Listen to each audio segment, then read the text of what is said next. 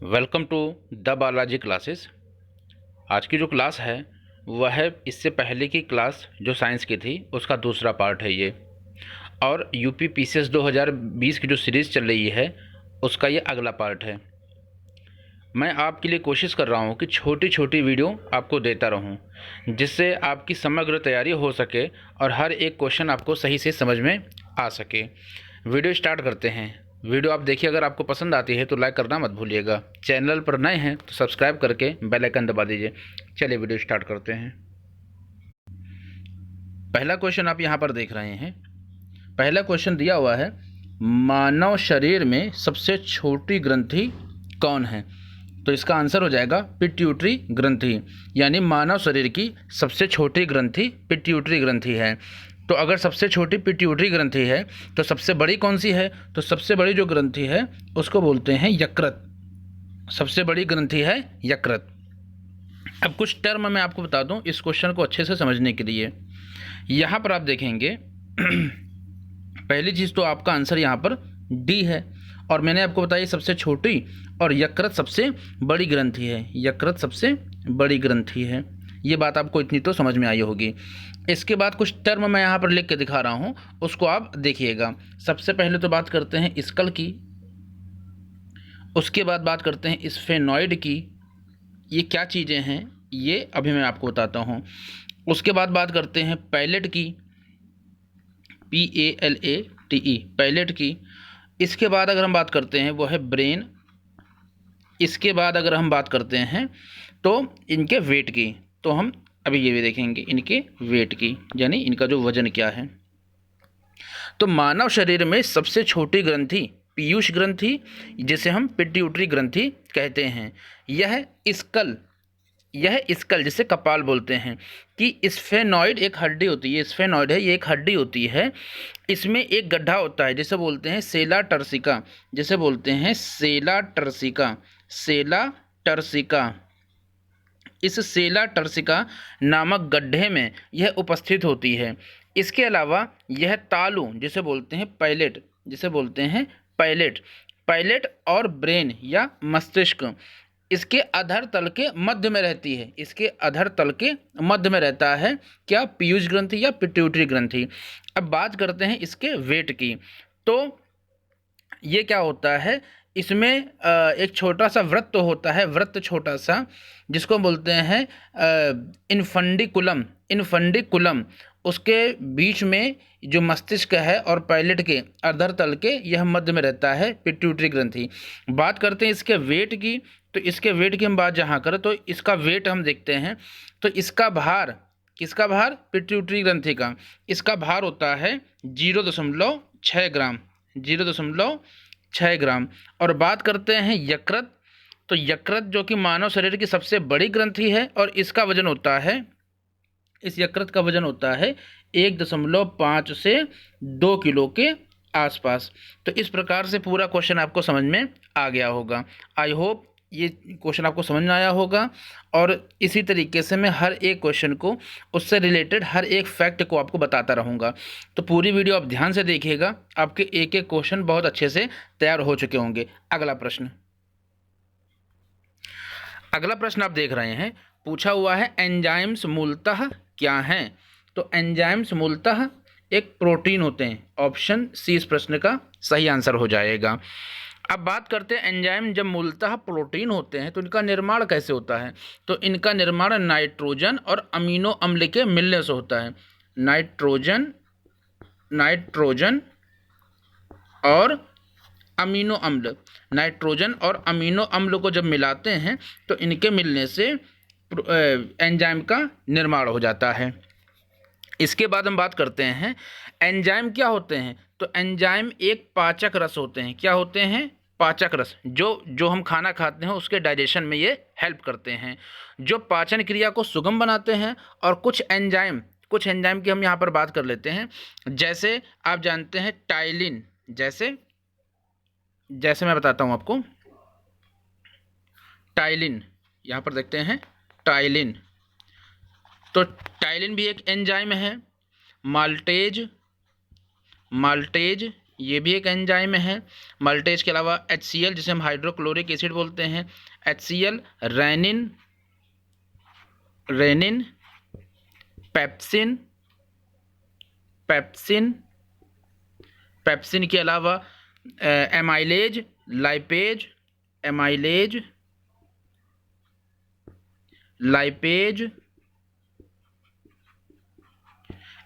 Lipase और पित्तरस। तो ये सभी क्या हैं? ये सभी मूलतः क्या हैं? एंजाइम हैं, और ये सभी भोजन को पचाने में उसको सुगम बनाते हैं, डाइजेशन को अच्छा करते हैं, तेज करते हैं। तो इस प्रकार से दूसरा ये जो अगला प्रश्न है कि एंजाइम मूलतः क्या होते हैं, तो एंजाइम मूलतः ऑप्शन सी प्रोटीन होते हैं। और ये सभी चीज़ें मैंने आपको सही से बता दी। अगला प्रश्न आप यहाँ पर देख रहे हैं। अगला प्रश्न है शरीर के किस भाग में पित्त का निर्माण होता है? जैसे मैंने अभी पीछे बताया था कि पित्त रस जो खाना पचाने में हेल्प करता है, तो जो शरीर के किस भाग में पित्त का निर्माण होता है? तो सबसे पहले इसको हम देखते हैं, यकृत इसका सही आंसर हो जाएगा। और यकृत से एक द्रव निकलता है या एक सिक्रीट होता है, एक रस, जिसे बोलते हैं पित्त रस। तो यकृत से निकलता है पित्त रस, और ये पित्त रस कहाँ चला जाता है? पित्ताशय, जिसे हम बोलते हैं गाल ब्लैडर, पित्ताशय, यानी लीवर से निकलता है पित्त और चला जाता है पित्ताशय में, और वहाँ जा कर के ये संचित हो जाता है। बात करते हैं क्या होता है, तो ये पीले हरे रंग का क्षारीय होता है। कैसा होता है? पीले और हरे रंग का क्षारीय होता है। कैसा नेचर होता है इसका? क्षारीय नेचर होता है, बेस। बात करते हैं इसका पीएच वैल्यू कितनी होती है, तो इसकी जो पीएच वैल्यू होती है वो होती है 7.7 होती है इसकी पीएच वैल्यू। और इसमें हम देखते हैं क्या होता है, तो इसमें यानी इस पित्त में इसमें होता है पित्त, और इस पित्त में मैंने आपको बताया पीले और हरे कलर का क्षारीय द्रव होता है। इसकी पीएच वैल्यू 7.7 होती है।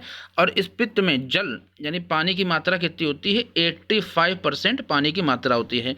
तो आपने सारी चीज़ें यहाँ समझी, तो आपको प्रश्न इस साइंस के क्वेश्चन को अलग अलग तरीके से दिया जा सकता है कि यकृत से क्या निकलता है, पित्त निकलता है, किस तरह का होता है, इसका नेचर यानी क्षारीय होता है या अम्लीय होता है, सर्वाधिक मात्रा किस पदार्थ की होती है, जल की होती है, पित्त वर्णक की होती है, पित्त लवण की होती है, कोलेस्ट्रॉल की होती है या फैट की होती है, लेसोथिन की होती है। ये सारी चीज़ें आपको बता दी जाएगी। तो 85% होता है इसमें पानी, और मनुष्य में 700 से लेकर के 1000 ml तक डेली यह पित्त रस बनता है। तो आई होप आपको ये सारे क्वेश्चन समझ में आ गए होंगे। अगला प्रश्न आप यहाँ पर देख रहे हैं। अगला प्रश्न है कि निम्नांकित में से कौन कठोरतम है? तो यहाँ पर अगर हम देखते हैं तो यहाँ पर इस ऑप्शन के हिसाब से ये जो ऑप्शन दिया हुआ है प्लेटिनम, तो प्लेटिनम सबसे कठोर होता है या सबसे ठोस होता है इस ऑप्शन के हिसाब से। लेकिन प्रकृति में उपलब्ध सबसे कठोरतम यानी सबसे जो सॉलिड जो कोई तत्व है या सब्सटेंस है उसे बोलते हैं हीरा, वो होता है हीरा। लेकिन ऑप्शन में प्लेटिनम है, तो इस ऑप्शन के हिसाब से प्लेटिनम सही आंसर हो जाएगा। तो द्रव्य की जो कठोरता होती है उसमें खरोंच की प्रतिरोधक क्षमता पर उसकी कठोरता देखी जाती है कि कितना वो अपनी खरोंच का प्रतिरोध कर रही है या विरोध कर रही है। इस प्रकार कठोरता का जो मापन है वो मोहस की कठोरता मापांक के द्वारा, किसकी? मोहस की कठोरता मापांक द्वारा हम इसकी कठोरता किसी पदार्थ की नापते हैं। और मोहस का यह स्केल विभिन्न प्रकार की कठोरता वाले तत्वों के तुलनात्मक आधार पर बनाई जाती है।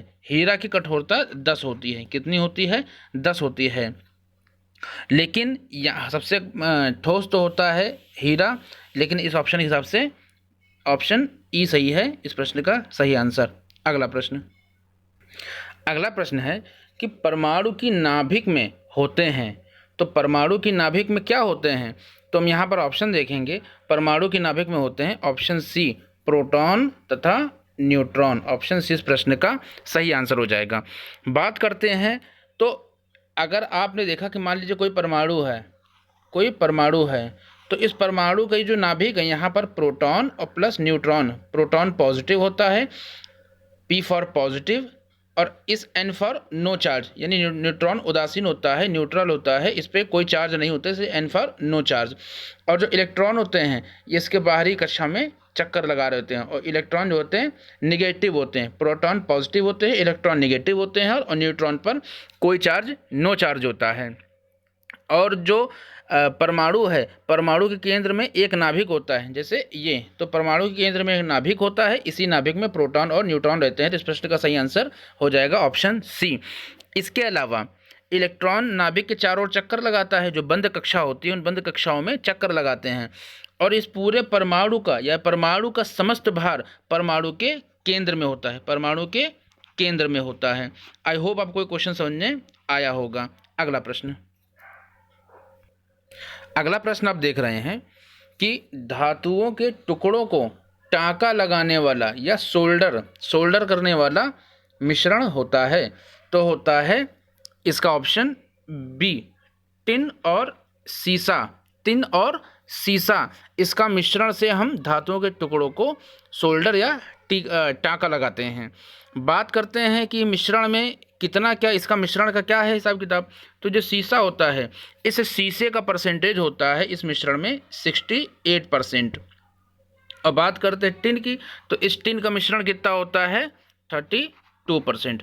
इस प्रकार से क्वेश्चन आपको समझ में आया होगा। अगला प्रश्न, अगला प्रश्न आप देख रहे हैं, अगला प्रश्न है कि निम्नांकित में से कौन सी, जहां बहुत अधिक संख्या में मोटर कारें हों, वायु प्रदूषित करती है, यानी कौन सी धातु किसी नगर की वायु को जहां पर बहुत अधिक संख्या में मोटर कारें हों प्रदूषित करती है।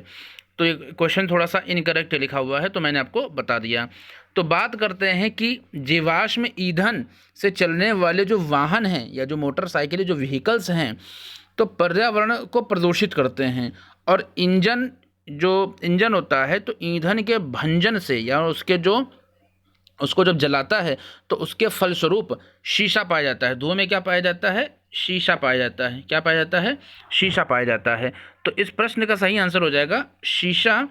वायु जो मोटर कारें हैं उनके धुएं से निकल के वायु को प्रदूषित करती हैं। इसके अलावा और क्या निकलता है, तो इसके अलावा क्या निकलता है, कैडमियम, CD जिसको हम बोलते हैं कैडमियम।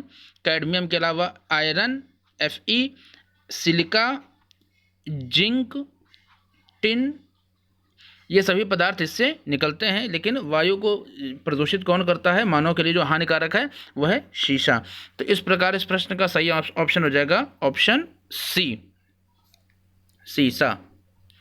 अगला प्रश्न, अगला प्रश्न है कि निम्नांकित में से कौन सा एक कीट के शरीर से निकला स्राव है। स्राव या सिक्रीट होता है, इंग्लिश में बोलते हैं, या निकलता है, तो है ऑप्शन सी, लाख। तो लाख मानव जो कीट है उसके शरीर से निकलता है या स्राव होता है या स्रावित होता है। अगला प्रश्न, अगला प्रश्न है कि ब्लैक बॉक्स का रंग क्या होता है। ब्लैक बॉक्स का रंग क्या होता है, तो इसका रंग होता है नारंगी। इसका रंग होता है नारंगी। ऑप्शन ABC में नहीं दिया हुआ है, ऑप्शन D इस प्रश्न का सही आंसर हो जाएगा, नारंगी। अगला प्रश्न, अगला प्रश्न आप देख रहे हैं, अगला प्रश्न दिया हुआ है कि हंसा 2 है।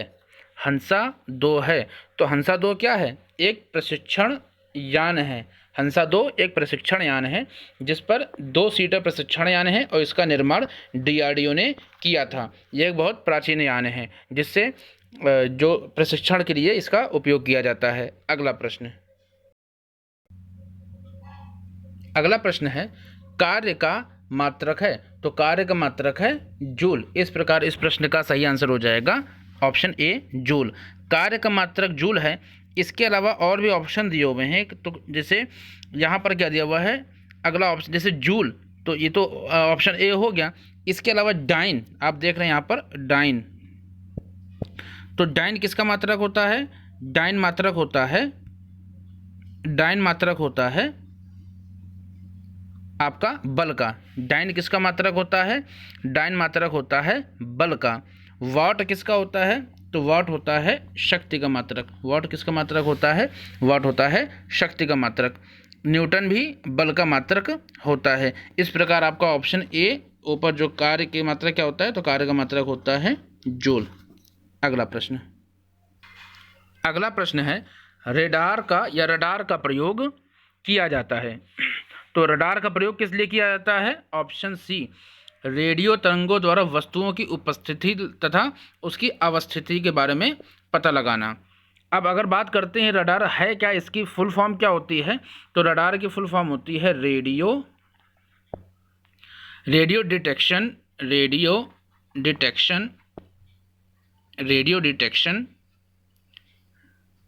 एंड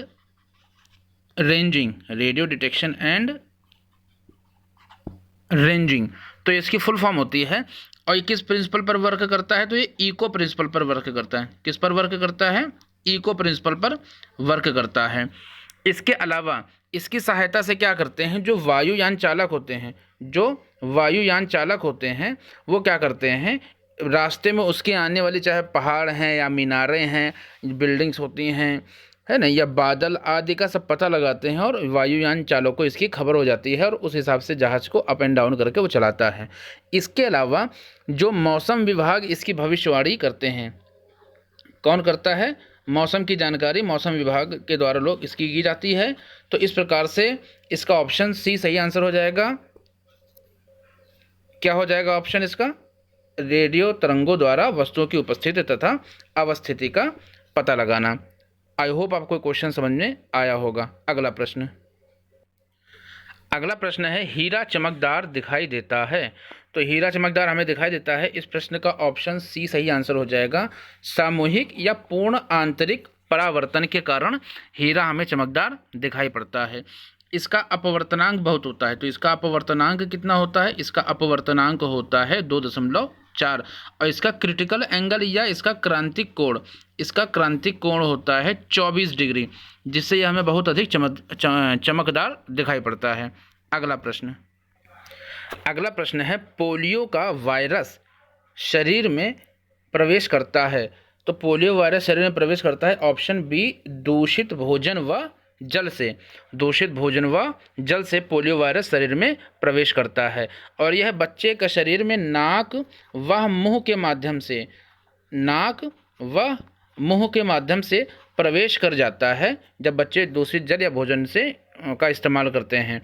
इसके अलावा ये क्या करता है कि आंतों को, रीढ़ की हड्डी को बुरी तरीके से उसकी कोशिकाओं को नष्ट कर देता है। यानी आंत और जो रीढ़ की हड्डी होती है उसकी कोशिकाओं को, उसकी सेल को पूरी तरह से डैमेज कर देता है और किसी न किसी ऑर्गेन को, किसी न किसी अंग को पूरी तरीके से खराब कर देता है, उसका पक्षाघात कर देता है। जिस प्रकार क्या होता है, वो जो व्यक्ति होता है वो पोलियो का शिकार हो जाता है। तो इस प्रश्न का सही आंसर हो जाएगा ऑप्शन बी, दूषित भोजन तथा दूषित जल के द्वारा पोलियो वायरस शरीर में प्रवेश करता है। आई होप आपको क्वेश्चन समझ में आया होगा। अगला प्रश्न है वायु दाब मापे की रीडिंग में अचानक गिरावट, यानी जब वायु दाब मापी अचानक उसकी रीडिंग में गिरावट आ जाए तो वह किस बात का संकेत देता है कि मौसम कैसा होता है? तो मौसम होता है तूफ़ानी हो जाता है। जब रीडिंग में अचानक गिरावट आ जाए वायु दाब मापी की तो मौसम तूफ़ानी हो जाता है। इस प्रकार से ऑप्शन डी इस प्रश्न का सही आंसर हो जाएगा, तूफ़ानी। अगला प्रश्न है न्यूट्रॉन की खोज की थी। तो न्यूट्रॉन की खोज किसने की थी? तो इस प्रश्न का सही आंसर हो जाएगा चैडविक ने। ऑप्शन ए इस प्रश्न का सही आंसर हो जाएगा, चैडविक। इसके अलावा हम देखते हैं, मैंने आपको इसके पहले जब कभी भी इस क्वेश्चन को बताया होगा तो इसका मैंने आपको जो फॉर्मूला बताया होगा कि न्यूट्रॉन, प्रोटॉन और इलेक्ट्रॉन सभी के बारे में कैसे जानकारी करें। तो फॉर्मूला होता है ईट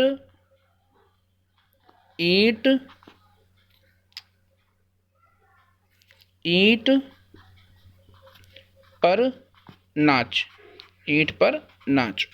इस ई से होता है इलेक्ट्रॉन, जिसका होता है फुल फॉर्म टॉमसन। जे टॉमसन ने इसका इलेक्ट्रॉन की खोज की थी।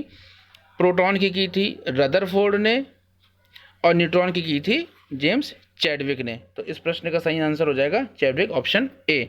अगला प्रश्न आप यहाँ पर देख रहे हैं, सापेक्ष आर्द्रता नापी जाती है? तो जो सापेक्ष आर्द्रता नापी जाती है, ऑप्शन बी हाइग्रोमीटर से, ऑप्शन बी हाइग्रोमीटर से। इस प्रश्न का सही आंसर ऑप्शन बी हो जाएगा। अगला प्रश्न है पैथोजीन जो सामान्य जुकाम के लिए उत्तरदायी हैं, ये है तो क्या है? तो ऑप्शन बी इस प्रश्न का सही आंसर हो जाएगा, ये एक रिनोवायरस है, ये एक रिनोवायरस है। तो इस प्रकार से साइंस के दोनों पार्ट मिला के मैंने यहाँ पर 35 क्वेश्चन तकरीबन करवाए हैं आपको। ये जितने भी क्वेश्चन हैं ये पिछले साल के साइंस के जो पुराने पेपर के जो क्वेश्चन हैं वो क्वेश्चन हैं ये। अब जो एक क्वेश्चन जो पेपर को मैंने पूरा लिया था उसके साइंस के सारे क्वेश्चन हो चुके हैं। अब अगली वीडियो में हम साइंस के जो यूपी पीसीएस के जो पुराने साल के पेपर हैं उसके अगले पेपर से रिलेटेड जितने क्वेश्चन होंगे मैं उसकी प्रैक्टिस आपको कराऊंगा। तो इस प्रकार के सभी क्वेश्चन की प्रैक्टिस करने के लिए अपना सहयोग बनाए रखें, वीडियो को पूरा देखा करिए, चैनल को अभी सब्सक्राइब कर लिया करिए, अपने दोस्तों से इसको चैनल को सब्सक्राइब करवाइए, शेयर कीजिए, दोस्तों में बताइए कि किस तरीके से यहाँ पर तैयारी कराई जा रही है। Thanks for watching this video. मिलते हैं अगली वीडियो में, तब तक के लिए जय हिंद, जय भारत।